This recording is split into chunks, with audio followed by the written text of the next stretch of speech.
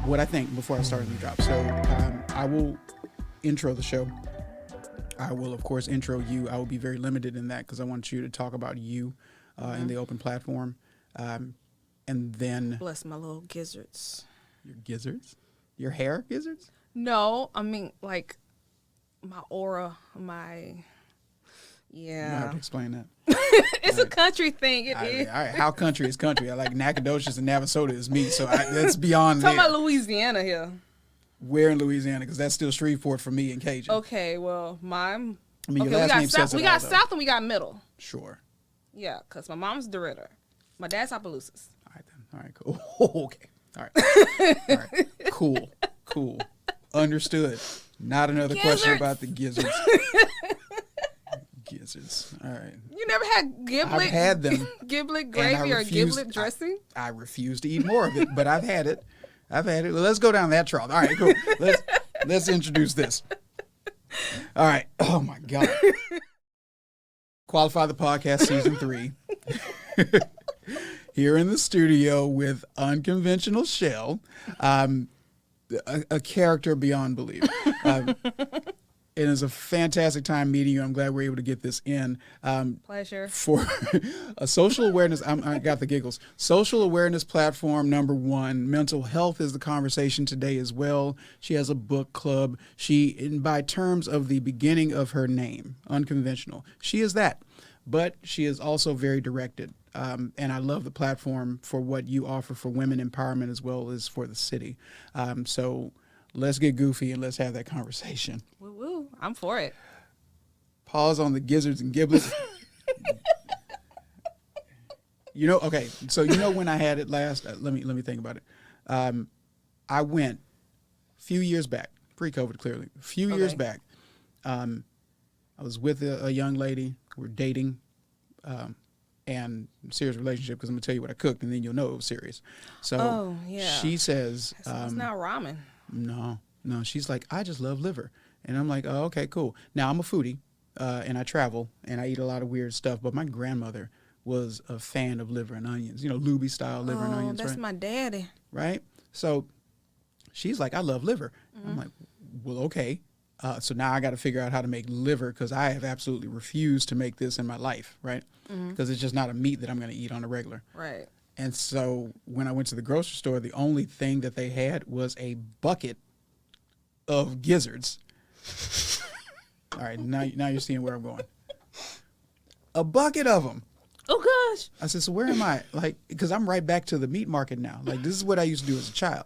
Oh, my gosh. You load up the car, we go into the meat market, grab some chitlins, some gizzards, gonna have a good time cooking. Somebody is, not me. So I get, and they got, the parts, and they chopped up the liver real good. It's chicken livers. Gosh.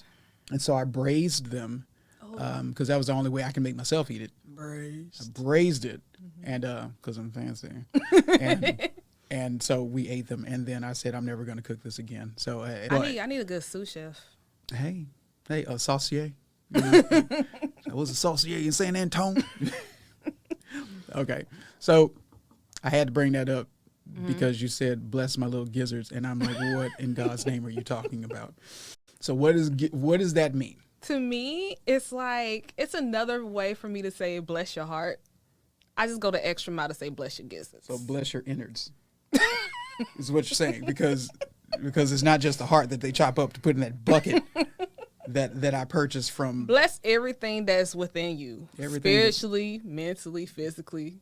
Everything that beats and cleanses your body. Bless it. So that's one of my sayings. I follow. And literally it's like one of those things where it's now one of the things that people know me for. They're like, oh, Chelsea, there she go. Bless her gizzards. So I'm like, yes. Bless your gizzards. Bless your gizzards. Now you're on a timeline. I just hate to tell you that because at the time of this publication, right? So we're recording now. But when this published, you may want to have that on a shirt. Because I've never heard it before. So, you can throw that down and merch it out. So I do have to copyright and all that trademark? That's the trademark it? Trademarking would be for, logo. I mean, you can copyright. You can copyright this one. Yeah, you copyright. As far as artistic, artistic licensing. Yeah, for sure. And you put it in a nice little font. I'm a graphics guy. I don't know if you know this. You know what's weird about Houston? It ain't weird about Houston. Us as a people. Us as a people. I've never been, with the exception of our brown people, right? So black and brown people. This is where I see the most unilateral Renaissance movement, right? So that you should be able to do any and everything. So we were on a previous recording, the Backyard Brunch podcast. Brunch. And I was talking about this, and I said hustles have an end date. And I truly believe it, but I also believe that there's not too many minorities that embrace the hustle mentality like our black and brown people do. That's facts. So I grew up in the era where you would have a washateria, a cell phone repair company, probably not cell phones, more like beepers. Like beeper, I'm old. Yeah, so just tell your age. Tell your age. It's fine. It's cool. Those are grays. Embrace your grays. I'm I'm embracing mine, and this is stress. This is not like something I'm planning in my head. So kids. And so wisdom or whatever you want to call it. Yeah, I'm wise, but children. It causes that. It does. Yeah, and I love them. But that's what I noticed it, and I said, okay, well that's cool. So yeah, I would know how to cook. Yeah, I was a graphic designer, like professional. Like I used to do this photography. I used to do this. Right, that was how Roger gave the history. But at the same time, I do so much more now, and it just adds on layers. I can't even say I'm retired from half this stuff because they keep drawing me back into it in one way or another. So whereas I don't take pictures now, I consult and I direct for sure, for directorial video as well as critiquing images, because most people don't know how to crop. I learned all of this academically. Shout out to U of H, go Cougs. So like I learned all of that academically. But that's the facets of my Swiss Army knife, so to speak. It just rang my bell when I thought about it, and you were like, "How do you know this?" I'm like, "Oh yeah, we just met." I did graphic design. No, like it's levels to it. I don't believe that once you learn something, it's not the end. It's not the complete end. Like there's levels to it. I mean, this life is a journey, literally until the day like you are laid down. So you're on the event you decide to stop and become a hermit, and even then you know more about yourself because it's only you. Ooh, child, listen. Yeah. That's the day you stop. It's when you rest. So, your Swiss Army knife consists of what? Wow. Shoot, that's a great question. I think I never even had to put in that tense, like in that wording before. You're brilliant with that. I ain't gonna lie. That's pretty good. The wording. Okay, Swiss Army knife. I will have to say, as far as my relationship skills, as far as interpersonal relationship building, because I mean, when I was growing up, I wasn't really like outspoken. Okay. And it's so funny how people look at me like, "Oh, you was quiet?" Yeah, I was quiet. And only because now that I know, I only center myself around certain people which I know I can connect well with. Okay. So the thing is, you can't connect well with everybody. But now I'm in a point where it's like, you know what? I'm in that space of really want to be out there, really want to, dig into other people's lives. I find that really intriguing, and call me a little curiosity cat, but I think it's interesting. I think it's fun, and I think it's creative as far as getting to know people and get into as far as connect and build community, because I'm really strong behind that, because I believe we cannot live life by ourselves. We cannot just go on and just try to do these obstacles, because I've done it, tried it. But as far as building relationships, that's how you live life, is with people. So that's your personality, which is what I felt when we met, because for some reason I danced into why I thought that the 80s was the best decade ever. And you know what? And it is. Bless your gizzards. Okay. Right. There's not much of a sway in that argument. But I walked back to my car and said, why the hell did I have this conversation with her? Like, it's because I'm a fan of first impressions. Okay. But I am also at the age where I'm stopping to care. Like, I don't. Oh, no, I feel that. So it's not as though I'm going to completely turn up and act a fool. That's not that. It's just that I think that when the moment hits me to have a natural conversation about whatever it may be, I'm going to do that. Because I know that my intention for this is the social engagement and not anything further than that. Right. You know what I mean? Just to be fair. It's like I could have never talked to any of the 5 people I met, like really met that day. Right. But I would have been happy with the exception of this one thing, I would have been happy with how the engagement went. Right. And then I knew that I was going to talk to you again. Oh. Like I just felt it. I'm And glad you're a it's part an of it. honor. I really do love connecting with other creatives and other people that I feel, drawn to. It's because, I'm a spiritual person. Like, if the chemistry's off, then I'm like, nah. Like, I'm big on vibes. I'm big on, what people, like, put out in the atmosphere. Sure. And you draw to what you want to connect to. And I want to connect to positive people, connect to people who really do, care about our community, care about others as well, bigger than ourselves. Sure. I'm thankful. I appreciate you. Thank you. Before we jump any further, Yeah. please remember to like and subscribe. We are found on all digital streaming platforms, including YouTube. This episode will be shown on both. You can Google me at QLAFD or qualify the podcast to be able to find this episode and more. Welcome to season 3. Back to you. Your social awareness as a platform, I find interesting, but I wanted you to expand on it, just based on what I know of you, and what you are continuing to coordinate on the basis of that one little facet of the knife. I think that's probably your spork of the Swiss Army knife. Spork. Spork. Spork. You see them all the time, and you never say the word. So Your wording, my gosh. yeah, I read. Cheers to you. I read And the back of plastic. it's you and your imagery. I like your imagery. Like, that's pretty dope. Really? Yeah, like Thanks. like people just, think of other things, but you're like a spork, Swiss Army knife. Like, oh, okay. I'm creative. And just the visual of it. That way people can see what you're talking about. I think by the end of this conversation, you're going to understand why Roderick liked me so much for the portion of his visual side of the business. I can see. I'm like a squirrel on caffeine that maybe slipped into the cocaine. Like, it's just kind of like, oh, you know what else we can do? And then we First just of jump all, into that. the squirrels are already crazy. Squirrels are already crazy. The squirrels are not crazy. Squirrels are not crazy. Here we go. Squirrels are not crazy. No. Side note, Crazy they're crazy. is No. is demeaning. I've seen killer squirrels. No. No. Stop it. What they are paranoid.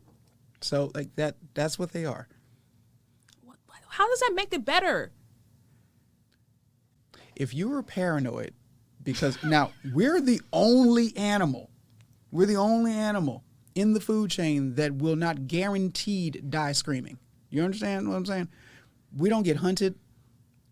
All right, we want to go political. Yes, we do. But we don't get hunted by another predator outside of our genome. We don't.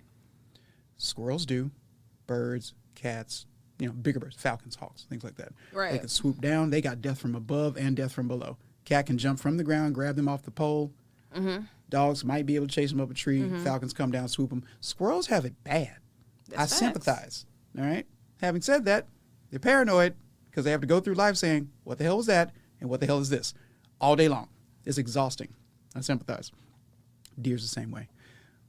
So they're not crazy. They're just hyper aware 12 hours a day. It's in depth into their nature because they know where they are in the food chain. And they ain't that high. Can't even fight back. But you know what? At least he can run fast. Maybe. I mean, Can't outrun a falcon. No. He doesn't even look up. He doesn't have time to say, oh, that's it. That's it. See, now you get to walk away with that. Welcome to my world. All day long, these wheels keep turning. That's it. You got me on that.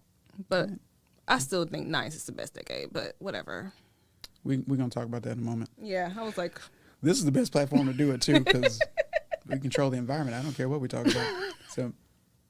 So, but let's be on social awareness for a moment. Gotcha. All right. So what I know of your projects that I would like to dive into, number one is the Intimate Conversations project. Right. And then also, where in itself, let's just stay on that. Intimate Conversations, educate me on its purpose. On its purpose is to enact awareness as far as taboo topics that we usually steer away from as a society within the brown and black community. Okay. When it comes to, like, for instance, the first Intimate Conversation was based on rape culture / sexual violence. Okay. Things that, especially when it comes from, from a family perspective, we generally, as a generation, try to, put that down because we have to keep going. And we have to go based on survival. Like, we don't have time to cope. We don't have time to cry. Yeah. We have the time to, get to where we need to go. We have to like take care of this family. Sure. Regardless on how we are mentally, regardless on what scars are left, past the bruising, we're looking at like lifetime scars here, like mental scars here that no one wants to like take care of. Sure. So I really want to show awareness in that, because that is something that I'm still continually going through.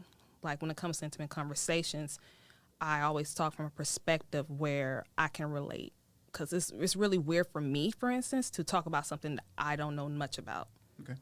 And that's one of the deep-rooted things is relatability, which causes people to be more transparent and more open to the same subjects that, I will say that is definitely detrimental in our community. Yeah, a safe space.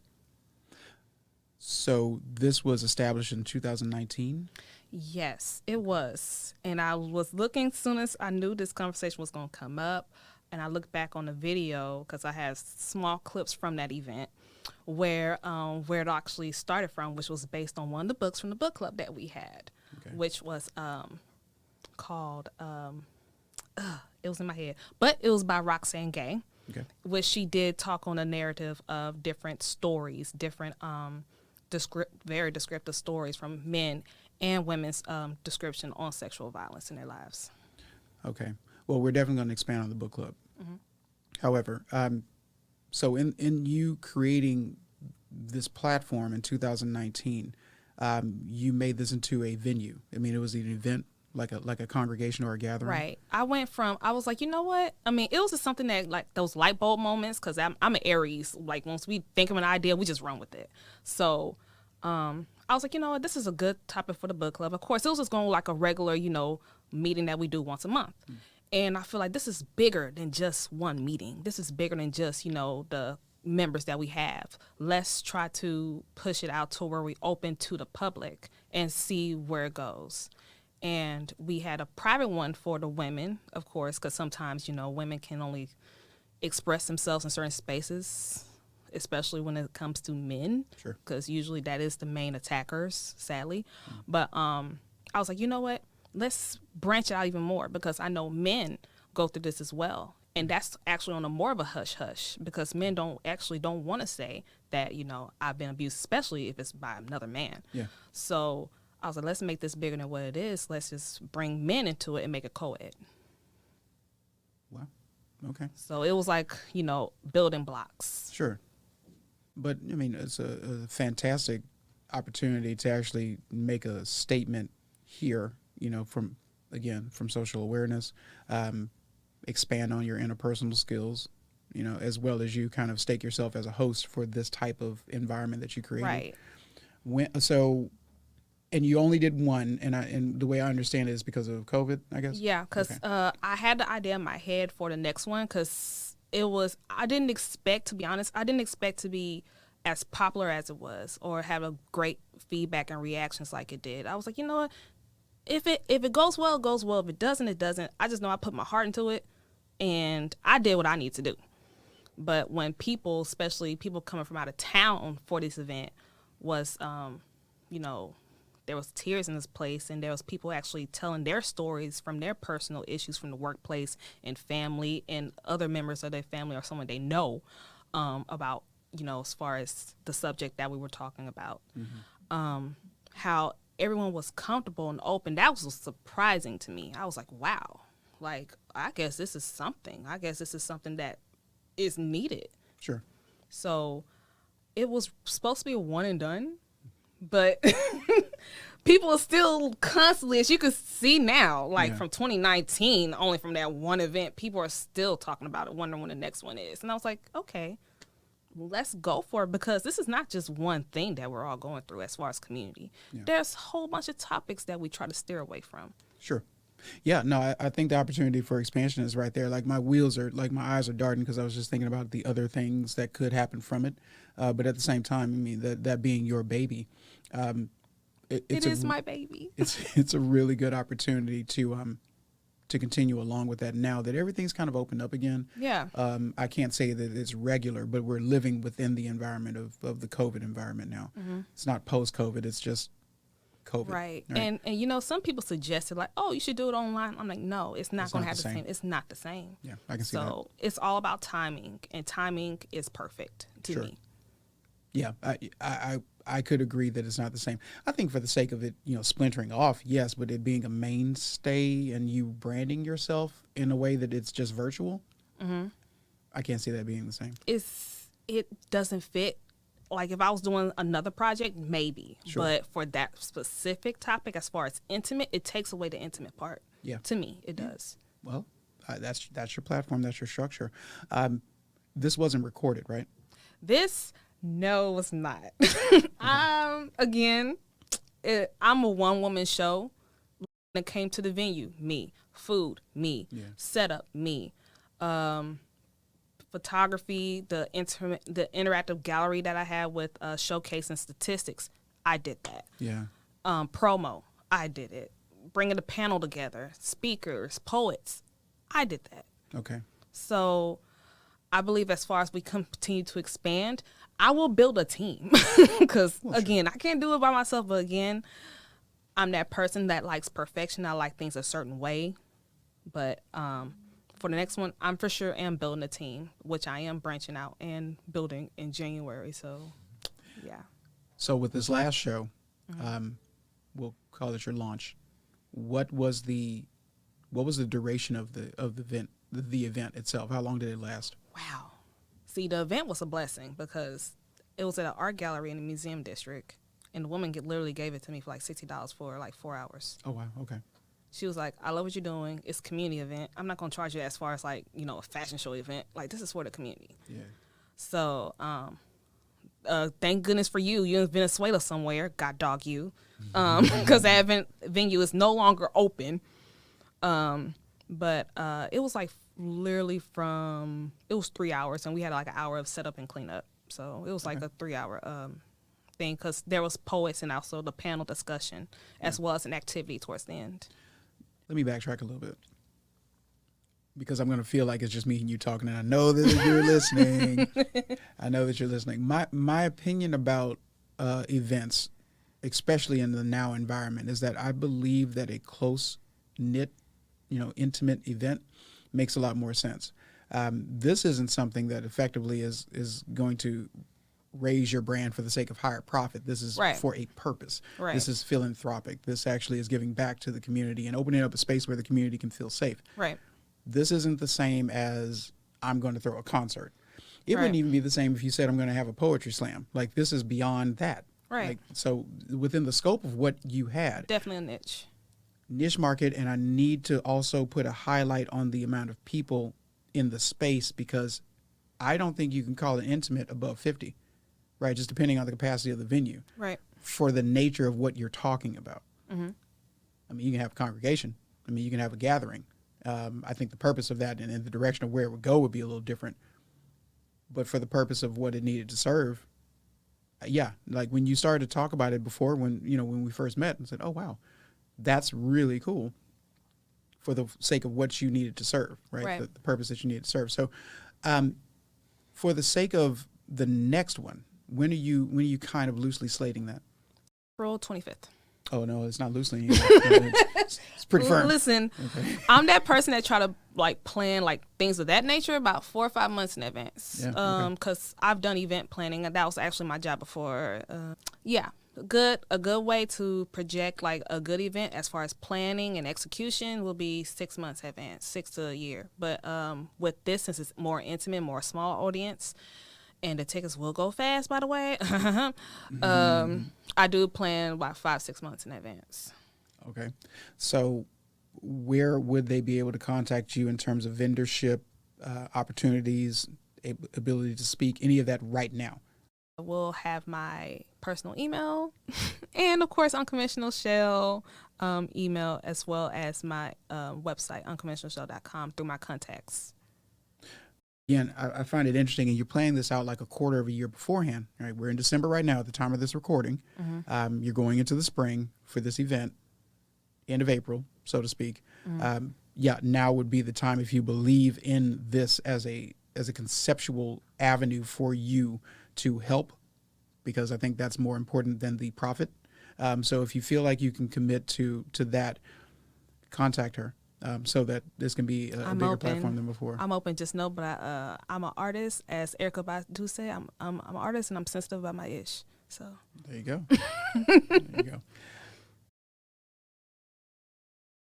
I'm good. I'm just sipping. Just sipping. Just sipping. Not on some scissor, but on that grape juice. Grape juice. Grape juice. Grape juice. It's really old grape juice that was held in a barrel for about How old is it? 3 years. 2019. Oh, okay. Yeah, it's okay. So in your Good year, I guess. not really. In your actually, was just kidding. It's a COVID blend made of pure viral strain grapes, stress grapes, best you can say. Yeah. When you do your red wine, so I'm a Cabernet Sauvignon. That's what I like. Yeah. I also do. I just love going to Total Wine, and the people are so enthusiastic to talk to me. Like, oh my gosh, let me tell you about this one. Oh, I gotta show you this red blend. Oh, you ever had port? Oh my gosh, let me show you the port. Okay, well then we're going off script, so that we can talk about the wines. What's your My preference? No. We're going snooty.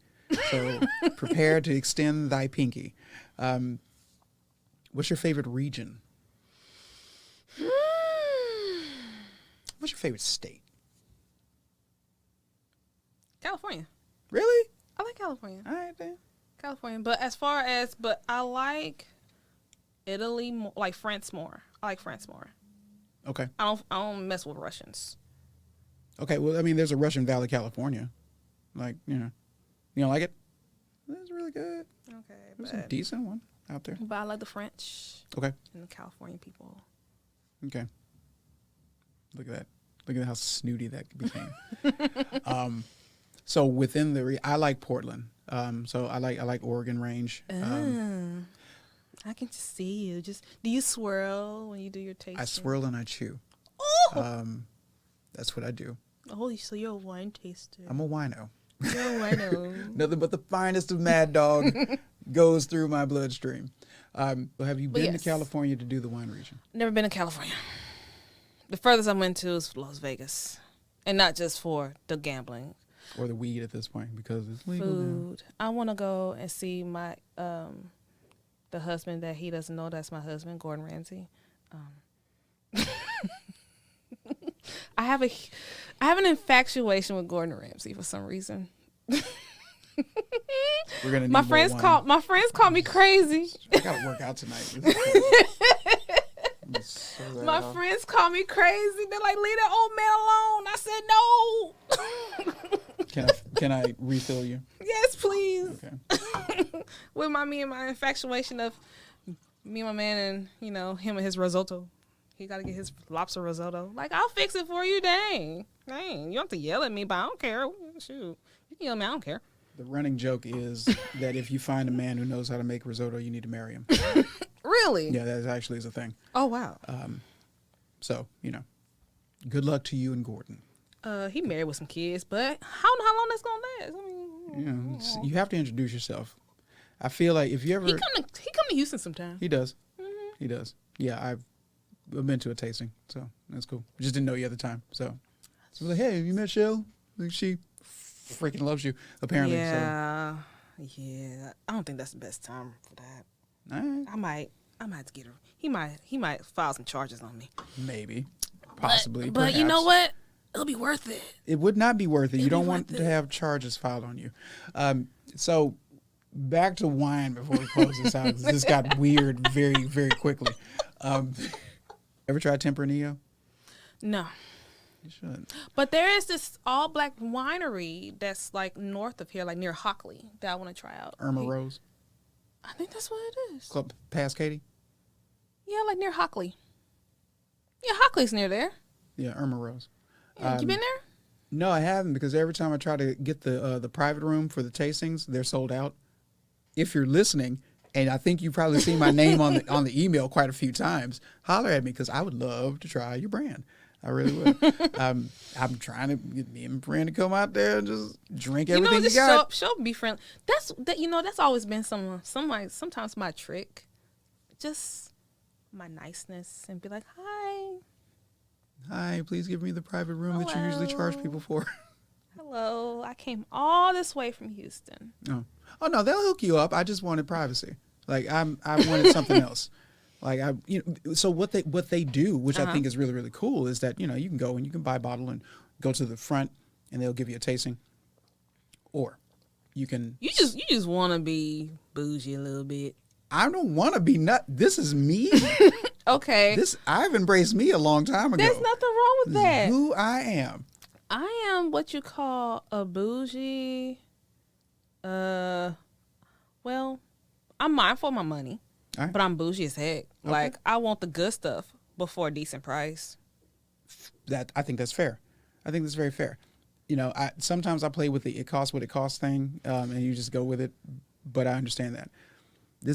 I've accepted this. I've seen the world. I've traveled. I have some expectations. I don't expect anyone else to live up to them. I like me, and me like for that, and costs money. So therefore, this is kind of you know what I do. It is what it is, because I believe in quality. If it's the right quality, like, as far as silk, chiffon, that type of quality, not poly blend, no. Heck no. Heck no. I was on sabbatical and I bought all the silks. I was like, oh, this is fine. Oh, I love this texture. I was like, yes, please feel this. I don't need to feel it. You're my brother.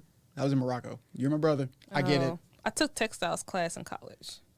Love it. They were making it right then and there. I was like, is this for me? Like, yes. Oh. Please roll this up and put this in my bag. So you special when you go out. I'm extra. I think extras and special. If someone says you think you're special, I'd agree with them, but I identify as extra. Ask my baby. Ask my daughter. She'll tell you like he's over the top. She's not. Your I'm personality extra. and her is actually pretty. I'm the extra, same. and you know what? I'm okay with that. I know what I want when it comes to a lot of things. Well, most things. So, and then you fight for what you want. Sure. I believe we got this one life. Why not? Nothing for free. YOLO. Nothing for free. Nothing without labor. I believe that in so much. I have it tattooed on my flesh. So no, 100%. Yeah, I got a bunch of stars, so I need to upgrade my tattoo life. I'll hook you up with my guy. I'll Yeah. give you my guy. He's probably 20 hours on me already. Oh, bless your gizzards. Yeah. All your insides. All my guts. All your guts. Yeah, he's fantastic. He's probably one of the best cover-up artists in Houston. And you're really good though. Really good. You know what? I trust you because you that type that don't take anything. You don't. You pay for quality. I mean, I trust you with that. If you hear her talking, like, okay, bless your gizzards. Thank you. Listen, bless your gizzards. Yeah, no, I think it's important. See, now we're off script. It's fine. I think it's important to understand what it is that you want. Yeah. And be willing to pay for said service, right? Right. Buddy of mine, real good friend of mine. We talked about this when we were kids. I didn't grow up this way. I grew up with some standards now, but I did not grow up in a situation where we just had all the money in the world. I mean, I do understand everything that you grow up in the inner city about. Mm-hmm. I understand fully what that is, right? Grew up in a war zone effectively. I understand what Southside Houston was back in the 80s, careening into the 90s. It was bad. Right. Very bad. Epidemics all around you. But at the same time, my father worked very hard to make sure I understood what else was there. Right. And my family line did too. So, I come in with a street and a book thing. Mm-hmm. So if I go to a restaurant, initially, like when I'm younger, I might have had the money in my pocket, but I didn't have the education of what it is I'm asking for. May mispronounce some stuff, right? But I hate failing. Hate it. So if there's ever a time, and I rarely get embarrassed, but if I ever did get embarrassed, it would only be in that same instance, only that one time. I just come back and say, all right, what did we learn from this? Right? Exactly. So come back better. And I educate myself on the outside of it. So when I come back to that situation, I'm not mispronouncing this. I'm not even questioning it anymore. I want this type of steak. I want this cut. I want that champagne, not that sparkling wine, that champagne, right? We just go through that entire thing. And I had really good mentors along the way. So That's good. Because yeah. speaking out on that, I would love to have a mentor. I've been praying on it and just getting the right mentor with the same passion and fire as me. So In regards to what, your business or what? as far as business, Okay. I want a personal one and I do want a business mentor. So Well, you know, we're building communities here. So hopefully, exactly. you know, And I'm person putting hears you. myself out there. Hello Go there. into the ether. Hello there. Let's divert. Yes. Shout out to my aviation people. Let's divert. I wanted to talk to you about women empowerment Got you. because this is not my place to speak on it. I mean, you do have your opinions though. But I would only counter your statements. So, with the reason why I'm bringing this up though is because clearly you've created with your platform, you've created an environment where you want women as well as men. But initially, you kicked it off for women. Yeah, right? So exactly. respectfully. That's common ground. But you Yeah. wanted them to feel safe. Right. To which, if you feel safe, my theory, if you feel safe and you're able to let this out and be within an environment where you can discuss it and heal from it, then it will empower you. It will enable you in that direction. Exactly. Or at least give you further direction in order to seek further help. So that's the reason why I respected it so much as to what you were doing. But as a concept of women empowerment, meaning that you are a one-woman army when it comes down to producing this thing. Child. And all the rest of the things that you're doing. Child. Oh, this one woman show. Child. Women empowerment. What does women empowerment mean to you? I had to say that right. No competition. Straight support. When I'm down, I expect you as my sister. Because we're past like, oh, you know, I think I know her. Like, we building a sisterhood as far as being each other's ladder. I think that's beautiful. So in your projects, granted you run them, but in your projects, have you received the support that you feel like you needed? See, that's my counter argument. That's my counter argument. Oh, as far as again, when it comes, I have to think that I have to think outside of myself a lot, because a lot of these women are coming from different, you know, points in their life. Some are mothers, some are wives. They have busy schedules. Some don't have busy schedules. So I appreciate the ones that help when they can. That's where I'm excited about, because you can be anywhere else, but you choose to be here helping with me as far as, you know, coming the day of. And I do get a lot of, hey, do you need help with this? Do you need help with that? So as far as the production standards, I usually have my two mains, which are my sisters since college. But sadly, one's a mother, and she's working as far as, you know, self-employed. And another one moved out of state. She's married. So I feel like I'm back to, you know, level one in a sense, because, you know, when you find those foundation people, they're not going to be there for you physically, but they will be there for you like mentally. So as far as the physical standpoint, it's a work in progress. Sure, fair enough. But as far as, you know, people supporting me through social media, people, you know, sharing their words of wisdom, as far as, you know, being there, as far as, you know, making sure I'm good mentally, because it can be a lot. Yeah. I do have full support with that. That's good. So That's good. So getting that physical part down, I'm working on it. Fair. I think in my experience, I've launched quite a few different projects. Some I would consider them projects up until the point that they start to turn over revenue, then they become businesses. But when it comes down to the project, what I've always found is that support is fantastic if someone believes in you. Right. It's different when someone believes in what you're doing, though. Right. Because then they will follow you. And then it becomes even further ingrained when they want ownership in it along with you. Right. Right. It's definitely a big difference. Those just three total tiers of what it is. And I think they're all great. It's just that when it comes down to support, and I have a weird level of ethics and morality, not weird, classic. Like I'm a little You different. traditional in a sense? In a sense. Okay. And a few people who know me really know, and Roderick knows it, but like with a few people that know me really know it. And what I mean by that in general principle, like example one, Yeah. I wasn't at the radio show to speak about me. He told me like 6 times to do it. That's not about me. This is not about me. This is about you. Oh, at the brunch. Yeah. Oh yeah. This is about you. He's very, very, very selfless. He is. Very selfless. Which is why he's a wonderful friend to me. But the principle is still the same. Right. I am not here for me. I don't exist in this space for me. I exist here for you. Right. You would effectively see me as a person holding up the house that is you. That's what I do. I've never not done that. So I value people differently. Even though I have brothers and sisters, I grew up as an only child. Like the level, what a friend is to me is effectively the same as what a brother is to somebody else, because I just didn't have that effectively, that knowledge base. Right. So for me, I hold on to principle a lot more than I hold on to other superficial things. Right. But so that's the reason why I say it's classic. Yeah. Right. It's just, that's, I call it old school, right? If I get you. If you look to the right of you, you're driving, you will see me because I'm riding with you. Yeah. That's it. Right. But nonetheless, so when I ask you about that in the sense of women empowerment, and you, of course, being a woman and running these programs in order for you to establish yourself within these spaces, Right. I believe support subjectively by comparison is important. Very. But the amount of support that you get in those different areas is important as well, because that tends to erode our planning, our velocity in getting to the goal, because it just doesn't feel like there's someone kind of there clapping for you. You know what I mean? Right. So I'll pivot. Okay.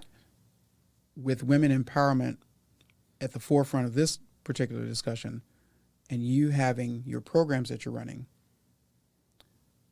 how much arbitrary support have you been getting for the social awareness program, as well as even for the book club, which we're about to go into?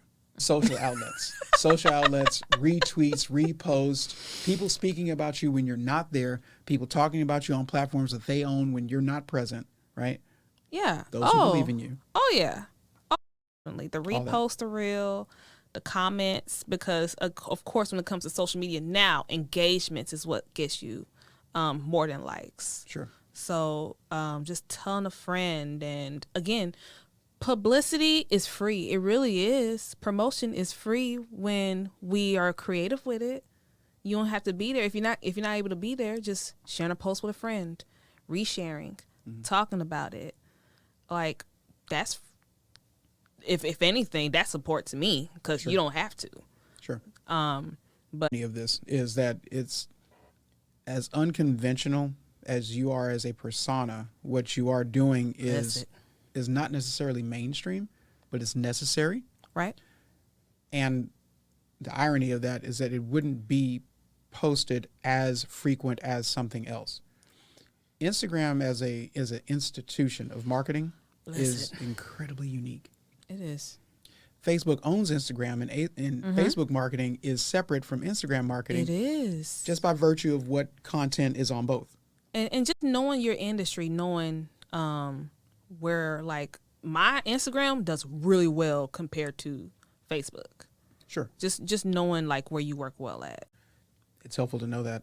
I do a lot of market analysis. I mean, it's essentially what I do. By the level of strategy that I have in terms of like my business planning and stuff like that, and as well for other people, I don't have conversations with them unless they have marketing plans, right? This is, well, you don't even know who you're reaching, or you actually don't know where you sit on the totem pole, right? And I have a very honest understanding of where this particular platform is, Right. but I also know where it's going Yeah.